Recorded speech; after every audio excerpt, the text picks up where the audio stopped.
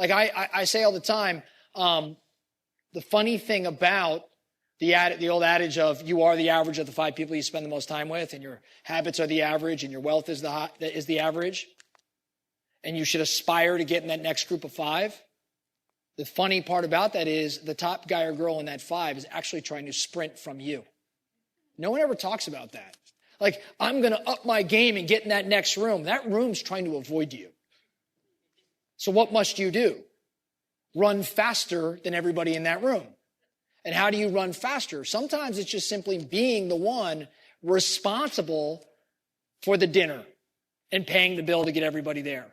Or being the one responsible for the tickets to the game. Or whatever it may be. I'll tell you, like, if I had to go spend, $1,000 on dinner, which I'm not advocating for, but if I could get 5 of the wealthiest business people around town to go hang out with me at a dinner for 2 hours, I'll tell you what, that's $1,000 really well spent. Yeah. If you come away with one idea that changes the game.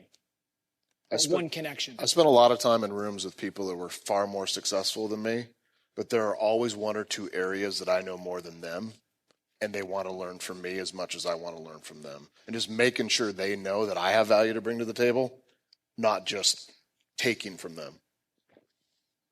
Yeah.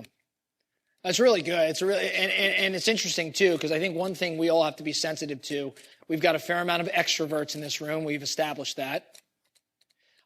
We are very, very disproportionate relative to the rest of the population, but even our introverts are extroverted because of the nature of the business that we're in.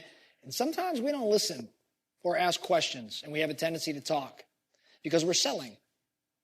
An example, I won't say any names, but there's an individual that recently I was interacting with, and I told Julie and Eric, I said, they asked me, well, what do you think of him? And I said, he doesn't really ask enough questions. He really kind of talks a lot. And I was saying that because if he would just quiet down and stop talking about himself, he'd realize that I can get him in a lot of different rooms and help him out with a lot of different things, but he has no clue what I even do. Not that I'm special. I'm not trying to say that by any stretch. My takeaway from that was, God, how many times do I do that?